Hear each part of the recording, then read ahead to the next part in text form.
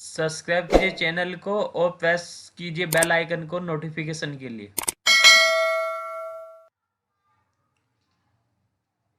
चलिए नमस्कार दोस्तों, अगला टॉपिक कवर करते हैं। आज इस टॉपिक में हम कवर करने वाले हैं, जैसे कि आप देख सकते हैं, धर्म की स्वतंत्रता का अधिकार।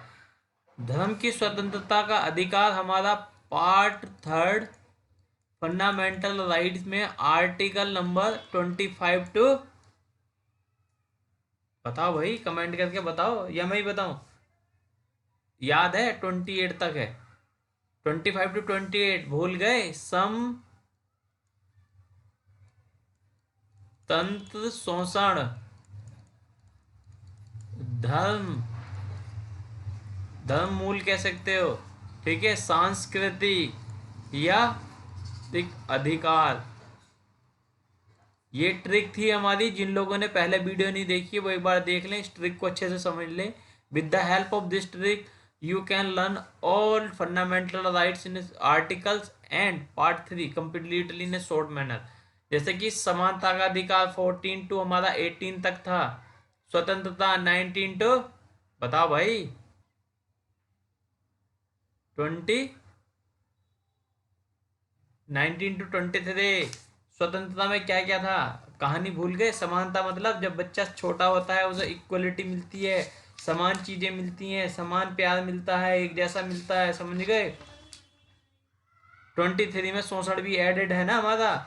जब हमारा स्वतंत्र होते हैं, यानी कि जब हम कुछ बड़े होते हैं तो हमें स्वतंत्रता चाहिए, फ्रीडम चाहिए। वो किस एज से किस एज तक चाहिए?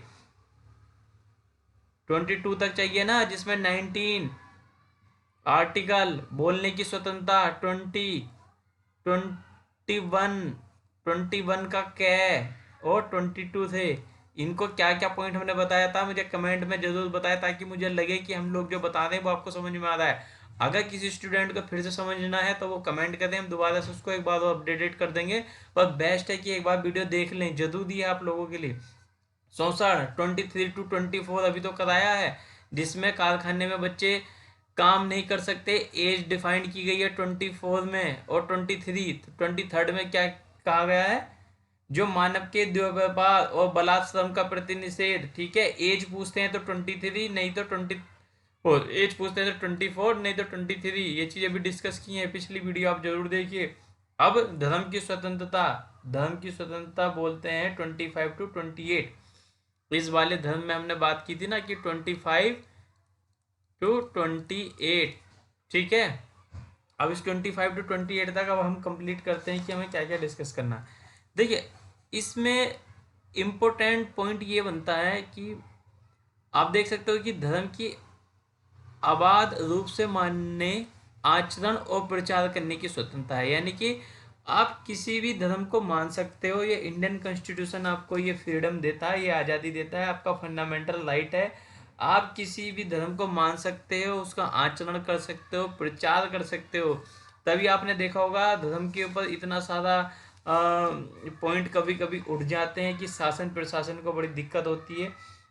वो भी इसमें ज़्यादा पॉइंट पे इसलिए नहीं जा सकते कि कॉन्स्टिट्यूशन राइट है, आर्टिकल 25 में डिफाइंड है कि कोई भी किसी भी धर्म को मान सकता है, आचरण कर सकता है, उसका प्रचार कर सकता है। अब देखिए, इसमें एक चीज इंपॉर्टेंट हो सकती है, जैसे आप देख सकते हैं, आपको क्वेश्चन जैसे निकलता है ना, तो दोनों पार्टों में क्या कंफ्यूजन होगा। देखिए, इसमें बस इतना अभी आप रखना कि लोक व्यवस्था, सदाचार, मैं पॉइंट इसलिए हाईलाइट कर रहा हूँ कि इन्हीं को अगर आपको एट ए टाइम एग्जाम में याद रहा ना, तो आप सारा का सारा आर्टिकल भी लिख सकते हैं मेंस में। प्री की बात नहीं कर रहा हूँ, मेंस में भी लिख सकते हैं अगर आपको आर्टिकल रहा। सदाचार, स्वास्थ्य तथा इन भावों के अन्य उपबंध के अधीन रहते हुए सभी व्यक्ति को अंतःकरण की स्वतंत्रता और धर्म के आबाद रूप से मानने की, आबाद होता है जिसमें कोई बाधा ना हो, ठीक है, आचरण करने और प्रचार करने का समान हक होगा। आप किसी भी धर्म को मान सकते हो, उसका प्रचार कर सकते हो, उसका आचरण कर सकते हो, ये आपका फंडामेंटल राइट है अकॉर्डिंग टू 25 आर्टिकल्स, ठीक।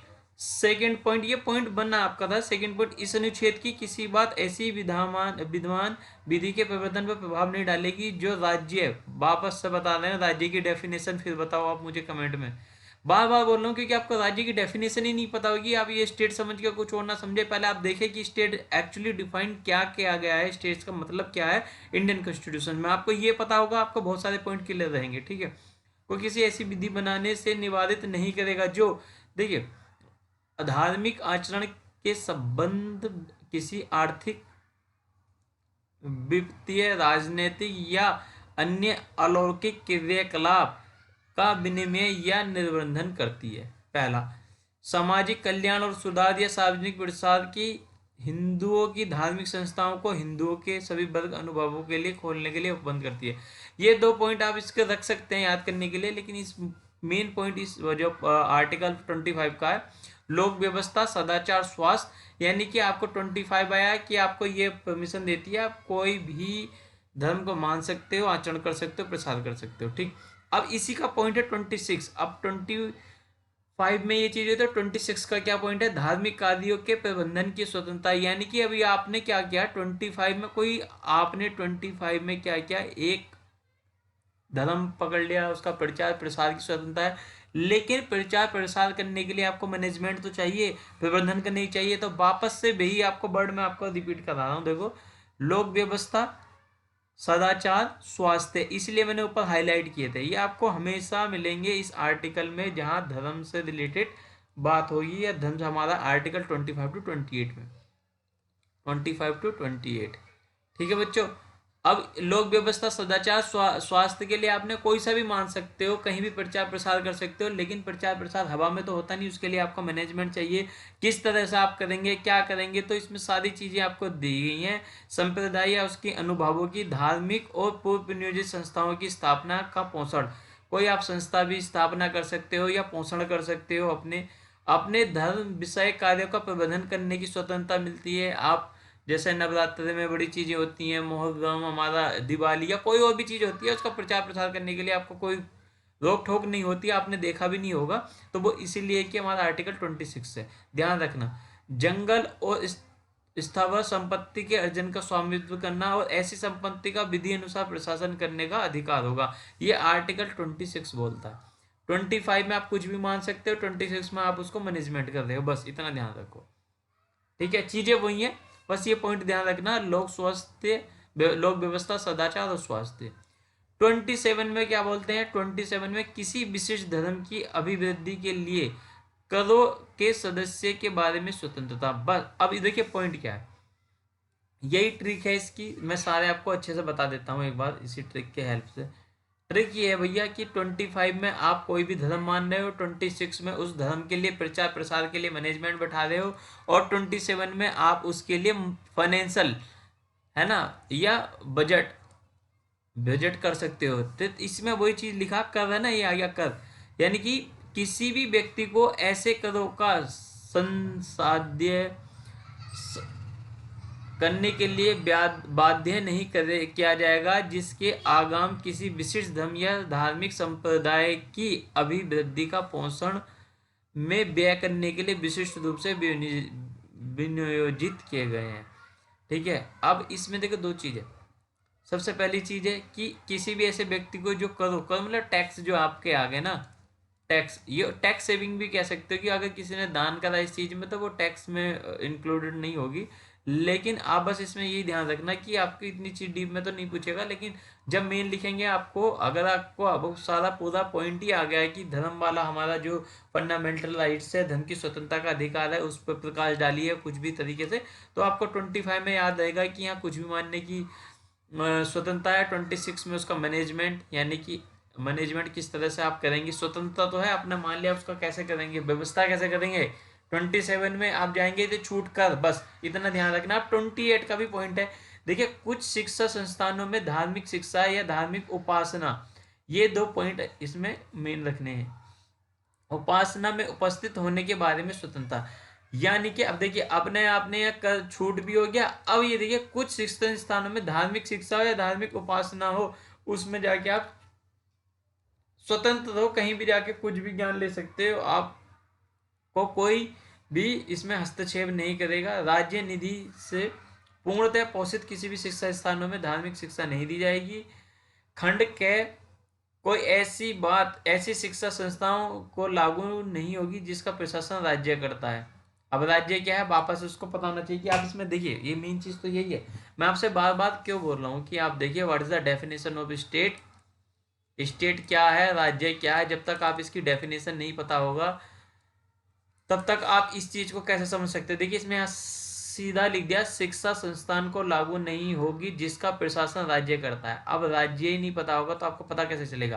क्वेश्चन पूछ लिया वहां पे एग्जाम में, आपको राज्य की डेफिनेशन नहीं, आप कैसे पता पाएंगे। या आजकल मैचिंग के आ रहे हैं, है ना, या करेक्ट या ट्रू फॉल्स में आते हैं तो बड़ी डिफिकल्टी होती है। सिर्फ आप यहाँ पे रट्टू बेस पे हर जगह तुक्का नहीं लगा सकते, आपको जानना होगा, चीजों को अच्छे से समझना होगा।